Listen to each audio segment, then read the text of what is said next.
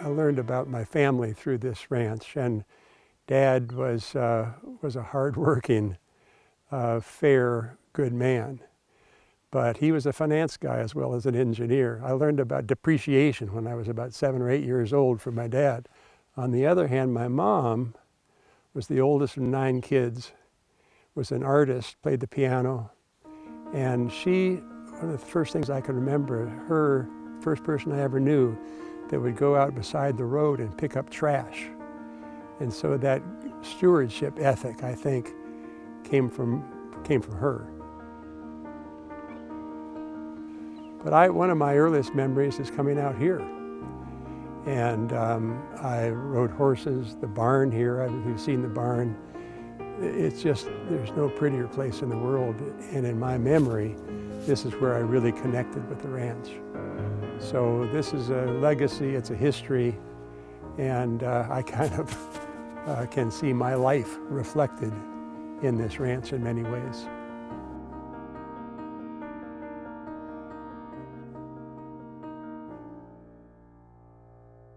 My dad was in the construction business, worked for a company called Peter Kiewit Sons Construction Company. And in the 60s, when I was growing up, it was the largest construction company in America. So he stayed quite busy. But the story is that he bought as much stock from the Kiewit company as he could, and he wanted to buy more. And supposedly Mr. Kiewit said, "Homer, I've sold you enough stock. You ought to go start a ranch or something." And so Dad, in 1943, closed the deal on the first piece of land that we ever had, started the Padlock Ranch over on Tongue River. My brother Dan, I'm the youngest of my generation. My brother Dan was the oldest.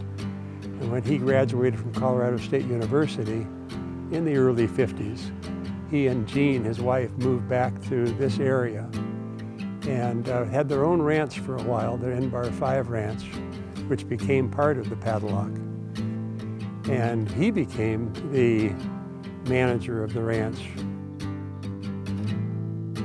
Under Dan's leadership, we began to really focus on the farm as well as the ranch.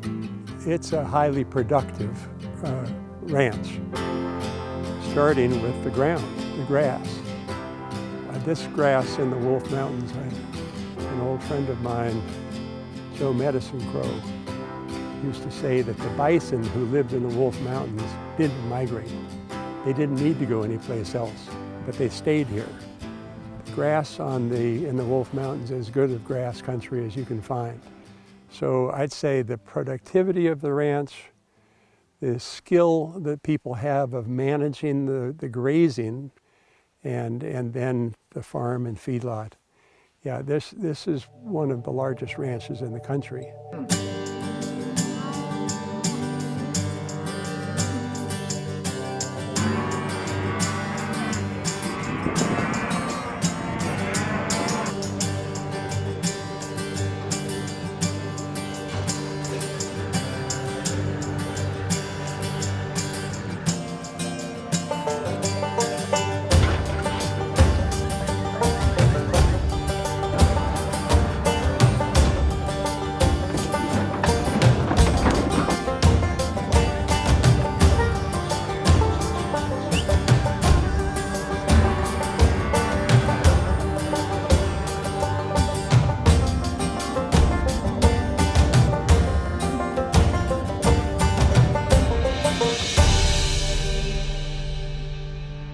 The ranch, founded in 1943, really with humble beginnings, fairly smaller operation, a few cows, and just grew out of this commitment to excellence over time. And today we operate on over 430,000 acres of rangeland, calve over 11,000 cows a year. We have a farming operation where we produce forages to support our livestock.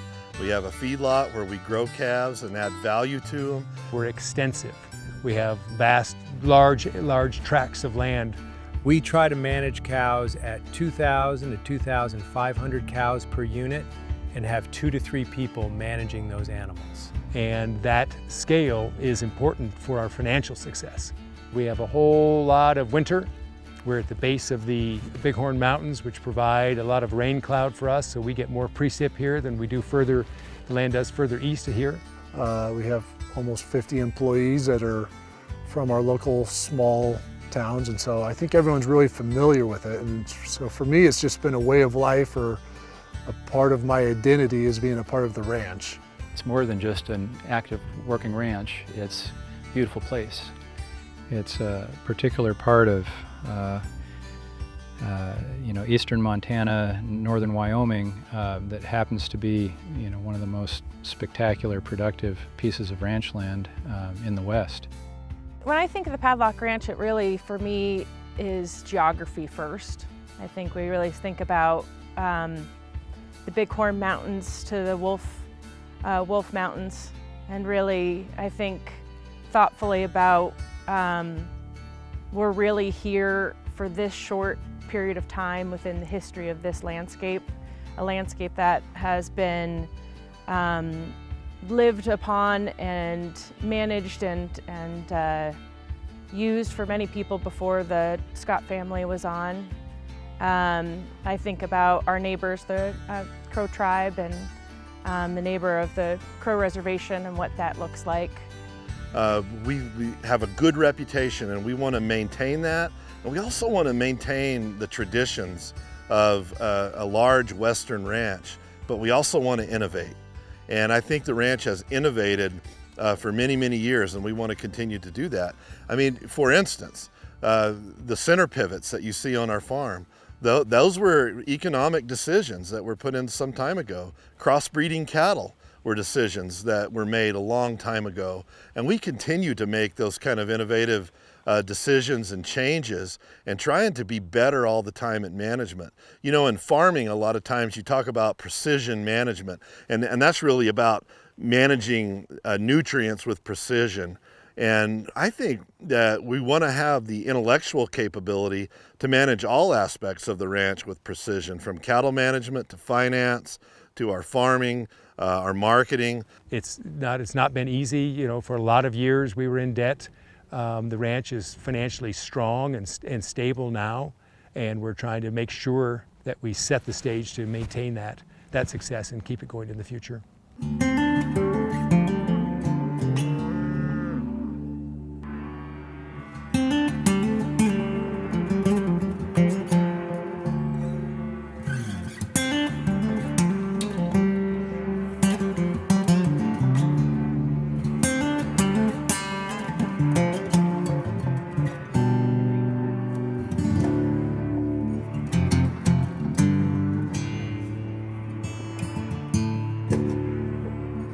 What we did, I think, under Dad's leadership was just what he did.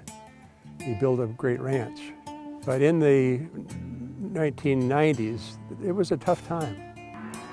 And we began strategic planning. And one of the first elements of strategic planning is identifying what your purpose is.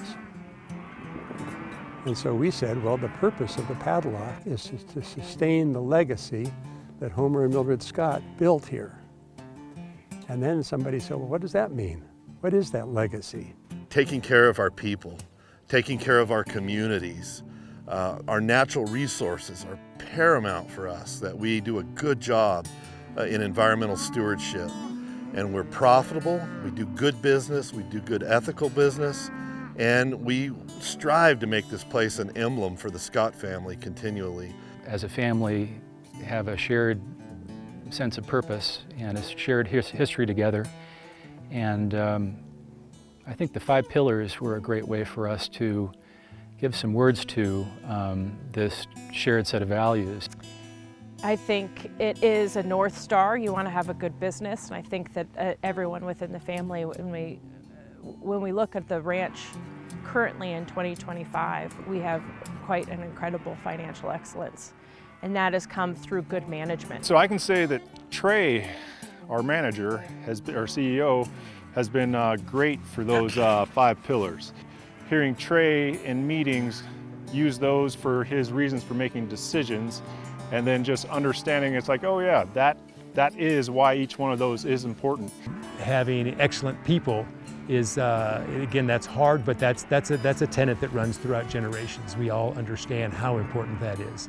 We have different connections to the people that are here, but that's one of the things we're trying to do, is make sure the extended family feels good about the people that are here and feel welcome to get to meet them. To me, it's always really important that we're working with our community and being a good leader, or sometimes just a good presence. Environmental stewardship is a foundation of many of the values we have. Our primary metric, if you will, is how much grass we grow and what is the condition of our native range. It's really important to us philosophically, and it's critical to the ranch's success. And then the fifth pillar is being an emblem for the family. Somebody said, what is an emblem? What does that mean?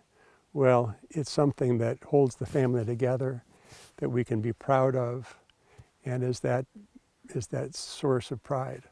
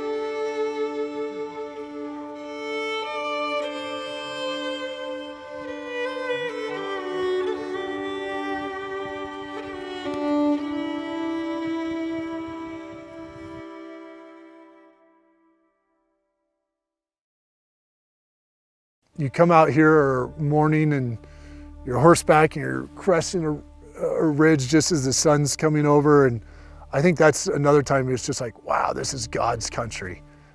The deeper meaning of the padlock is the opportunity to have a strong connection to a rare landscape. Oh, I think the deeper meaning of this place, really in my mind, without a doubt, is the connectivity it allows for the Scott family to be able to have a place that they can love and cherish and appreciate for years and years to come. I would hope 100 years from now, it's the same as very similar as it is today. It would be a much larger family, but there would still be a certain amount of the family that's engaged, that spends time on the ranch. I hope my son and my nephews and nieces will continue to care about this place just like I have. I want this ranch to continue to build equity and be sustainable, and primarily in large part to create a living for those people who choose to work and live here. And if that's family, then that's even better. I hope that the Padlock Ranch is still owned by the family at large. My hope is that we continue to have better relations within the tribal community that we neighbor. My hope is that the Padlock Ranch is still an emblem for the family. And it'll look different 100 years from now. Our relationship with the Crow people will be different. Our relationship with each other as family members will be different. So people might have a different answer about what's the true meaning of the padlock. But I hope it is to sustain the quality of this asset, not just for the family, but for others. And so I hope that we'll continue to be proud and that the purpose of the padlock is to generate that pride that we feel about this place.